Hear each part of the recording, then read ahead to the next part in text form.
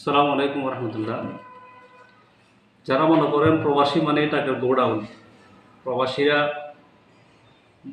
গ্রাম্য ভাষায় বলে যে টাকার গোলা করে ব্যাংকে, তাদের উদ্দেশ্যে কিছু কথা।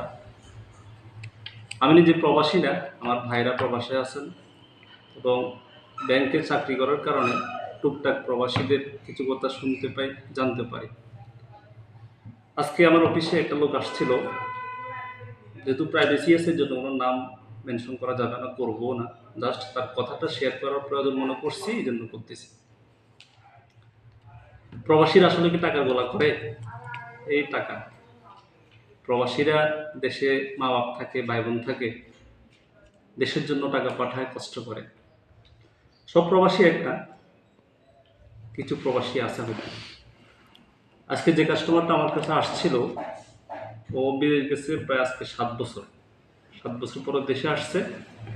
7 বছর আগে যাওয়ার সময় এই ব্যাংকে একটা অ্যাকাউন্ট করে গেছিল। আজকে এসে আমাকে বললো যে অ্যাকাউন্টটা চেক করার জন্য, দেখলাম যে অ্যাকাউন্টটা বন্ধ, ডরমেন্ট হয়ে গেছে। সামথিং টাকা আছে, সেটা একদমই 3 অঙ্ক না, 2 অঙ্ক। আসলে ঘটনার প্রেক্ষিতে তারা আমি জিজ্ঞেস করলাম, ভাই আপনি 7 বছর বিদেশ করলেন, আপনার অ্যাকাউন্টটা বন্ধ কেন, বা আপনার অ্যাকাউন্টে কোনো টাকা নাই কেন? বন্ধ অর্থ হচ্ছে আপনি গেছে পর্যন্ত বা অ্যাকাউন্ট খোলার পর থেকে অদ্যাবধি লেনদেন করেন নাই।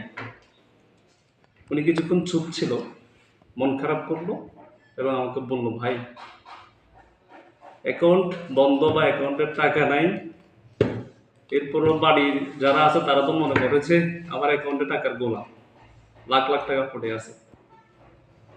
ওনাদের থেকে যখন, অর্থাৎ উনি যখন বাড়ি থেকে খরচের টাকা চায়, ওনাদের মনে কষ্ট থাকে।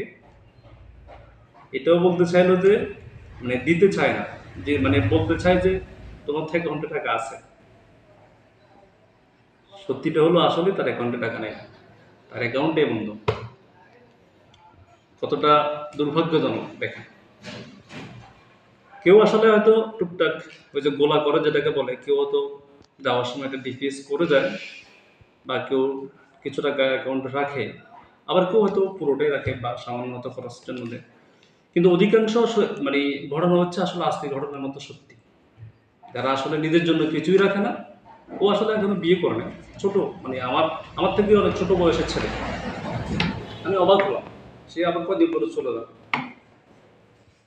7টা বছর বিদেশ করে আসলো, সব কিছু পরিবারের জন্য উজাড় করে দিল। দিন শেষে তার অ্যাকাউন্টও বন্ধ, অ্যাকাউন্টে টাকাও নেই। বাড়ি থেকে খরচের টাকা চাইলেও বাড়ির সবার নাকি মন কষ্ট।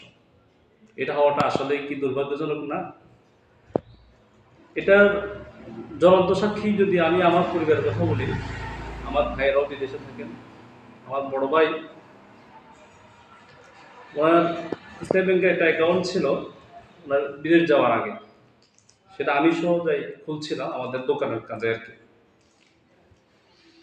তো উনি যখন গত বছর সফরে আসছিলেন, তখন অ্যাকাউন্টটা চেক করতে যেয়ে দেখেছে অ্যাকাউন্টটা বন্ধ। তা আমি সব রিকোয়েস্ট করে ওনাকে অ্যাকাউন্টটা আবার অ্যাক্টিভ করে নিয়েছি। অর্থাৎ উনিও কোনোদিন অ্যাকাউন্টে টাকা পাঠাবে বা অ্যাকাউন্ট সচল রাখবে চিন্তা করে নেই। টাকাটা আমার কাছেই পাঠাতো উনি, পরিবারের জন্য দিত, সম্পূর্ণ খরচ হইত, এরকমই। আমার আরেক ভাই আছে বিদেশে, ওনার টোটালি কোনো অ্যাকাউন্টে নেই। ওনাকে বলার পরেও আমি অ্যাকাউন্ট করাতে পারিনি। এই প্রবাসী ভাইরা নিঃস্বার্থভাবে এই দেশের জন্য, পরিবারের জন্য, আমাদের জন্য, পিতামাতা ভাই বোনের জন্য কষ্ট করে যাচ্ছে, নিজের সর্বস্ব উজাড় করে দিয়ে যাচ্ছে, নিজের জন্য শেষ সম্বলটুকু রাখতেছে না। অথচ এই প্রবাসী ভাইরা দেশে আসলে অবহেলিত হয়, নির্যাতিত হয়, অসম্মানিত হয়। তাদের শেষ সম্মানটুকু আসলে অনেক পরিবার আছে দিতে চায় না, স্বীকৃতি দিতে চায় না। এটা খুবই দুর্ভাগ্যজনক। প্রবাসীদের জন্য আসলেই করুণা পায়। যারা নিজের সন্তান, ভাই বোন, পিতা মাতা, এলাকার, দেশ ছেড়ে দূর প্রবাসে থাকেন, কষ্ট করেন, সেই প্রবাসী ভাইরা দেশে এসে সে সম্মানটুকু মানে পায় না। এটা দুর্ভাগ্য। প্রবাসী ভাইদের উপযুক্ত সম্মান আসলেই পাওয়া চাই, পরিবার থেকে সে স্বীকৃতিটুকু অন্তত পাওয়া চাই। যে স্বীকৃতিটুকু তারা চায়, অন্তত তার পরিবারের জন্য কিছু করছে, এই স্বীকৃতিটুকু যদি পরিবারটা দেয়, হ্যাঁ তার অবদান আছে এই পরিবারে, তাহলে আমার মনে হয় কোনো প্রবাসী ভাইয়ের আসলে সেই কষ্টটা থাকে না। আল্লাহ সকল প্রবাসী ভাইকে হেফাজত করুন, সকলকে সঠিক বুঝ দান করুন। আসসালামু আলাইকুম ওয়া রাহমাতুল্লাহ।